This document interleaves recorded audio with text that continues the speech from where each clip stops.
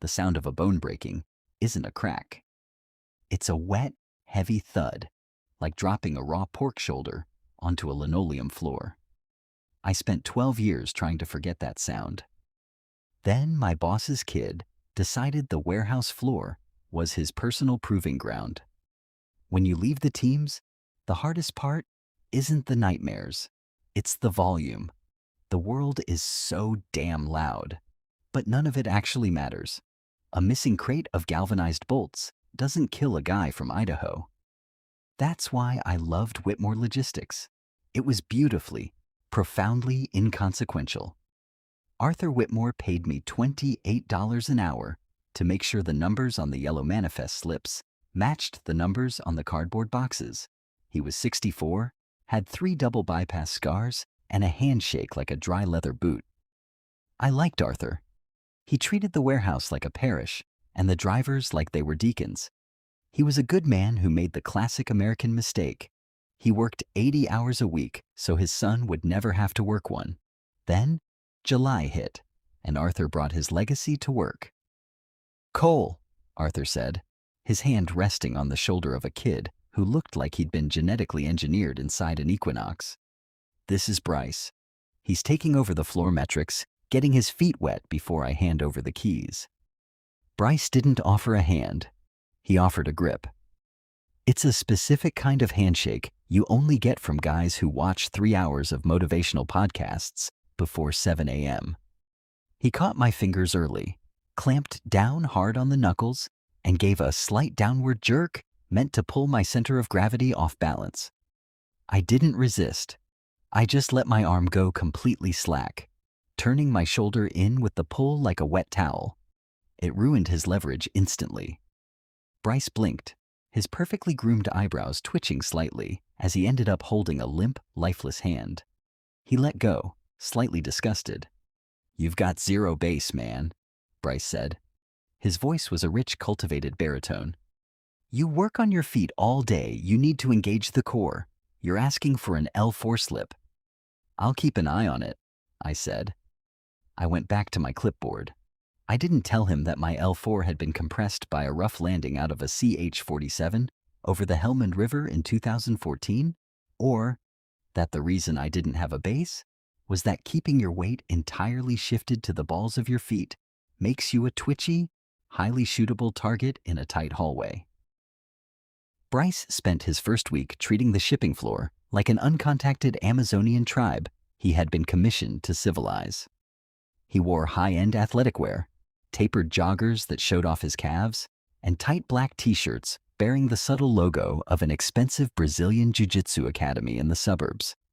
He didn't walk, he bounded. He was 23, held an amateur record of 3-0 against guys who worked at Best Buy, and carried a purple belt under a guy who had once lost a preliminary fight in Strikeforce. To Bryce, this wasn't a regional supply hub. It was an unoptimized mat. The guys on the floor hated him within 48 hours, but they were blue-collar guys with mortgages and child support. They swallowed it. When Bryce told Big Mike, a 280-pound former offensive lineman who had worked the docks since the Clinton administration, that his lifting form was compromising his kinetic chain, Mike just stared at him with the dead, heavy eyes of a cow watching a passing car, muttered, "Yes, sir," and picked up the transmission crate anyway. I stayed in the cage. The cage was a 12 by 12 chain link enclosure where we kept the high-value freight. Lithium batteries, specialized optics, medical tech. It had a desk, a folding chair, and a small desk fan that oscillated with a rhythmic click-whir, click-whir. It was my nest. On Thursday of his second week, Bryce walked into the cage without asking. He didn't look at the shipping logs. He looked at my lunch. I was eating cold chicken breast and plain white rice out of a scratched Tupperware container. "No macros?" he asked, leaning against the wire mesh. He smelled like eucalyptus and expensive laundry detergent. "It's food," I said. "It's fuel," he corrected. He reached down, picking up a heavy industrial steel stapler from my desk, weighing it in his palm, testing his wrist mobility with it. "My dad says you were in the service." For a bit. Army? Navy. He nodded slowly, a small, patronizing smirk catching the corner of his mouth. Right. The boat guys. My cousin did 4 years on a destroyer out of Norfolk. Said he gained 30 pounds just eating soft serve in the galley. He set the stapler down with a sharp clack. You ever roll? Roll? Jiu-jitsu, catch wrestling, anything real. I looked down at the fake wood grain of the desk. In my head, a very brief, high-definition slide projector clicked through a sequence of silent images. A pitch-black stairwell in Ramadi, the smell of hot copper, a man's thumb digging into the soft tissue behind my collarbone, while my own teeth were locked into the meat of his forearm. The absolute, deafening stillness that follows the third strike of a fixed blade. No, I said quietly, looking back up at him. Never really saw the point. Bryce's smile broke wide. It was the smile of a predator who had just confirmed the sheep had no teeth. Man, you are missing out on the primary human experience. Knowing you can dictate the physical space you occupy. There's no substitute for it. He tapped the metal door frame twice with his knuckles and walked out. I took another bite of my rice. It needed salt. By week 3, Bryce's ego wasn't just taking up oxygen. It was costing his father money. He started implementing dynamic movement breaks at the 10 a.m. whistle. He mandated that the loaders gather by the bay doors for 5 minutes of hip escapes and shoulder mobility work. Watching a crew of 50-year-old Teamsters in steel-toed Red Wings trying to do shrimping exercises across an oil-stained concrete floor was a very specific kind of modern corporate purgatory. Arthur stood up in his glass office, overlooking the floor, sipping his decaf, looking down at his boy with the misty-eyed pride of a father watching his kid conduct the New York Philharmonic. The breaking point didn't happen to me. It happened to Gary. Gary was 59. He had a graying mustache that drooped over the corners of his mouth, a wife who was 3 years into a brutal fight with multiple sclerosis, and a right knee with 0 cartilage left in it. He drove the Toyota Reach truck. He was slow, but he hadn't dropped a pallet in 11 years. It was a rainy Tuesday afternoon. The humidity inside the warehouse hovered around 80%, turning the air into warm soup. A shipment of heavy-duty hydraulic pumps was running 2 hours behind, and the regional carrier's dispatcher was on the phone threatening a $400 detention fee. Gary was backing the Toyota out of aisle 4, his neck craned over his right shoulder, moving at his usual steady crawl. Bryce stepped directly into his blind spot. Gary slammed the dead man's pedal. The Toyota shrieked, the 2-ton load of cast iron swaying violently on the elevated forks before settling with a metallic groan. Gary's face went entirely white. He popped the side gate open, his chest heaving. Jesus Christ, kid, you don't walk behind the iron. Bryce didn't flinch. In fact, he looked invigorated. He stepped right up to the side of the machine. Your reaction time is a disaster, Gary, Bryce said, his voice carrying clearly over the hum of the overhead blowers. You're driving from your heels. Look at your posture. I'm driving a forklift, Bryce. Get out of the lane. Get down here, Bryce said. It wasn't a request. It was an executive order dressed up as an invitation. Gary looked up at the glass office. Arthur wasn't there. He'd gone to a Rotary luncheon downtown. Gary swallowed hard, his shoulders dropping an inch. He climbed down the 3 metal steps of the Toyota, his bad knee giving its standard wet pop as his boot hit the floor. Look, Gary said, holding his hands up palm out, the universal sign of a tired man trying to de-escalate. I'm sorry, I yelled. But the blind spot on the mast. Bryce stepped inside Gary's reach. He didn't throw a punch. What he did was far more humiliating.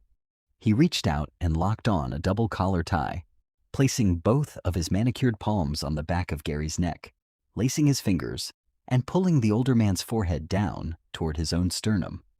See this? Bryce called out to 3 other loaders who had stopped their pallet jacks to watch. This is broken posture, inside control. If I have his head, I own his spine. Gary's base is entirely in his lower back right now. One snap down and he's eating the concrete. Gary's face went from pale to a deep, mottled purple. His hands came up instinctively, trying to peel Bryce's wrists off his neck. But Bryce was 23 and spent 12 hours a week doing weighted pull-ups.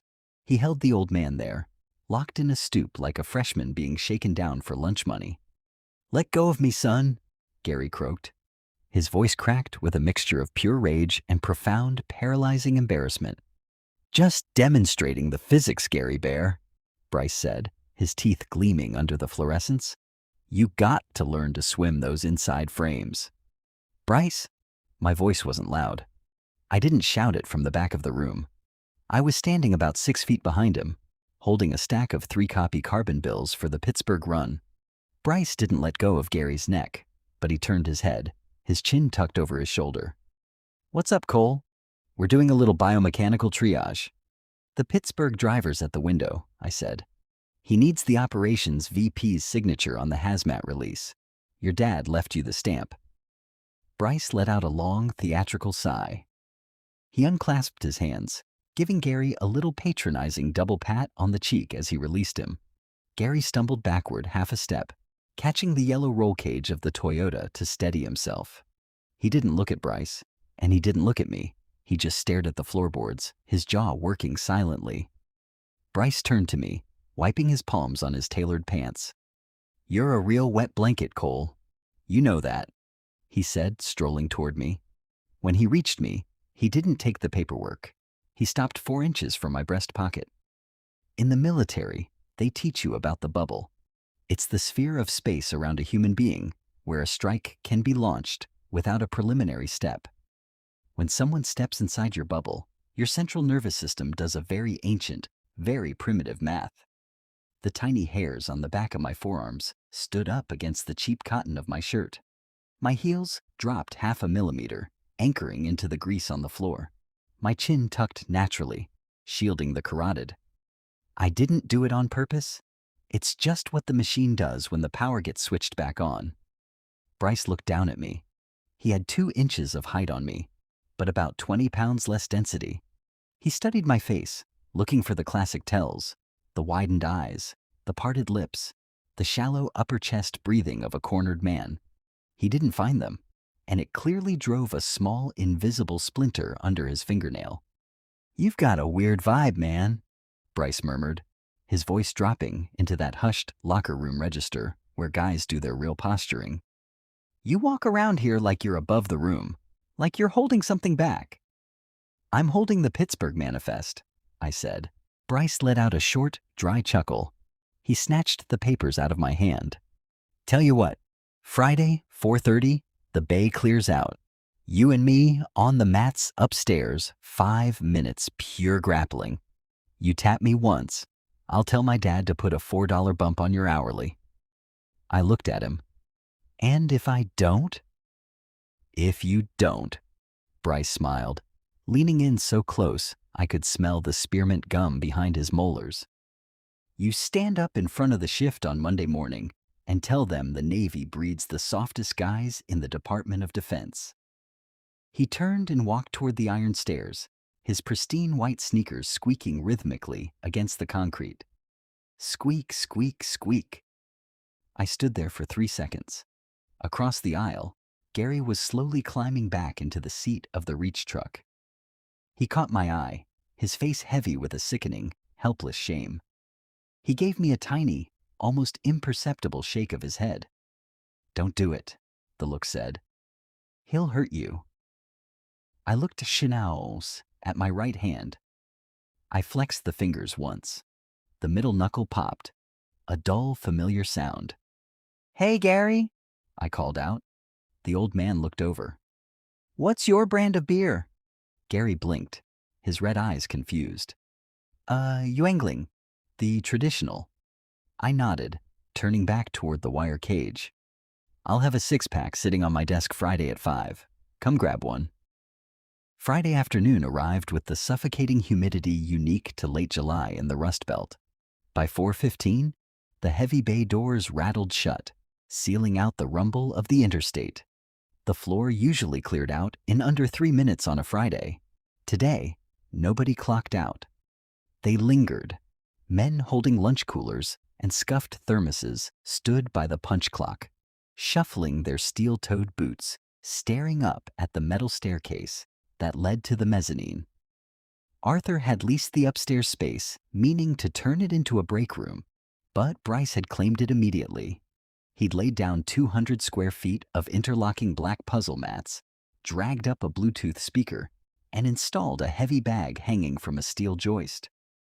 The air up there was 10 degrees hotter than the floor, trapped under a corrugated tin roof that baked in the sun. It smelled of hot dust, stale sweat, and industrial adhesive. I walked up the stairs at 4:30 exactly. Bryce was already on the mats. He was wearing custom-fitted grappling shorts and a long-sleeve rash guard that clung to his torso like a second skin. He was warm. He'd been drilling, sweating enough to leave dark, damp footprints on the foam, doing high knees and shadow wrestling invisible opponents. The Bluetooth speaker was pumping out a heavy, aggressive hip-hop track with a thumping bass line that vibrated the fillings in my teeth. Behind me, the metal stairs groaned. A few of the guys had crept up to watch. Big Mike stood near the railing, arms crossed over his massive chest. Gary was a few steps below him, holding the handrail tightly, looking like a man watching a car crash in slow motion. I set my clipboard on a folding chair. I unlaced my work boots, pulling them off, and placed them neatly side by side. I took off my socks. I was wearing standard-issue Dickies work pants and a faded gray t-shirt. I didn't stretch. I didn't bounce on my toes. I just walked onto the edge of the black foam. "You ready to get educated, Cole?" Bryce asked. He was grinning, pacing laterally across the mat, shaking out his wrists. "Rules are simple. Submission only. No striking. You tap, I let go. Don't be a hero. If you don't know the defense, just tap. I don't want to tear a ligament and have my dad deal with the workers' comp." I looked at him.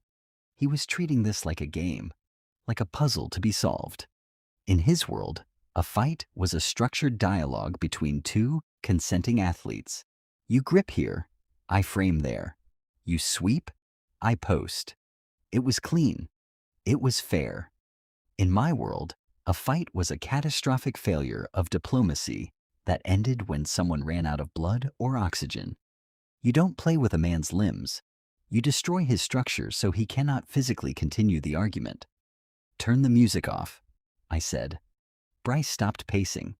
His grin faltered by a fraction of a millimeter. "What?" "It gets the heart rate up. Turn it off." He stared at me for a long second, trying to read the absolute, dead calm in my voice. He walked over to his phone and tapped the screen. The heavy bass died instantly. The sudden silence in the sweltering mezzanine was deafening. All you could hear was the metallic hum of the roof vents and the uneasy breathing of the guys watching from the stairs. "All right, man," Bryce said, his voice a little tighter now, stripping away the playful bravado. He stepped to the center of the mat, dropping his weight into a deep textbook wrestling stance. He reached his right hand forward to slap mine. "Let's touch hands." I didn't raise my hand. I walked forward. Bryce didn't wait. He closed the distance fast, dropping his level with beautiful athletic precision. He shot a double leg takedown, driving his shoulder squarely into my midsection, his hands clasping behind my knees. It was a perfect collegiate entry. If I had tried to backpedal, he would have dumped me on my spine. I didn't backpedal. I dropped my entire physical weight straight down like a sack of wet cement. In wrestling, they call it a sprawl. But I didn't just throw my legs back.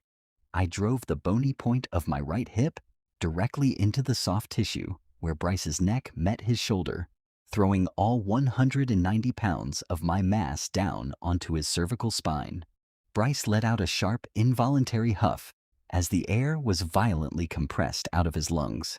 His forward momentum stopped instantly, crushed under the sudden, immovable gravity. He was on his knees, his face smashed into the mat, carrying my entire dead weight on his neck. Panic fluttered in his movements. He tried to muscle his way up, trying to drive off his toes, but I hooked my left arm under his chin, securing a front headlock. I didn't squeeze.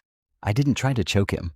I just anchored my hands together and used his head as a fulcrum to slowly, methodically bend his spine out of alignment. "Move," I whispered. Bryce thrashed. He was incredibly strong, but strength requires a foundation. Without a straight spine, his hips were useless. He clawed at my wrists, his breathing turning into jagged, frantic gasping.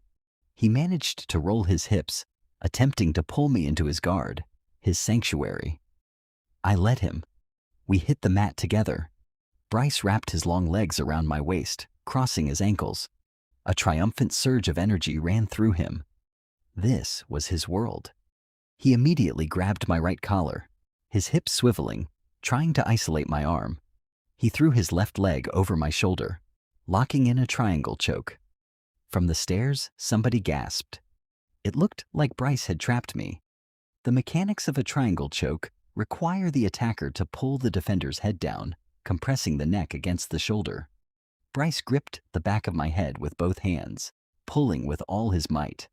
I didn't pull back. I moved into him. I brought my knees directly under his hips, wedging myself under his center of gravity. Then I stacked him. I drove my body weight forward, lifting his hips completely off the mat, folding him in half. His own knees were driven violently into his face. The pressure shifted from my neck directly to his upper spine and diaphragm. The choke instantly loosened. Bryce's eyes went wide, the whites showing all the way around the iris. He couldn't breathe, not because I was choking him, but because the weight of a grown man was compressing his ribs into his lungs. The sport was failing him. There were no points to score here. There was only a crushing, claustrophobic darkness. He uncrossed his ankles, abandoning the submission, trying to frantically scramble backward. As soon as his legs opened, I passed his guard. I didn't use a slick athletic sweep. I simply dropped my right knee across his stomach, knee on belly. But I didn't keep my weight distributed. I pulled his collar tight with my left hand, planted my right knee directly on his solar plexus, and pulled up while driving down. Bryce let out a pathetic, gurgling wheeze. His hands flailed, pushing desperately against my knee. He was drowning on dry land in an air-conditioned building. He was suffocating under the pressure. The arrogance was entirely gone from his face, replaced by a pure, unadulterated primal terror.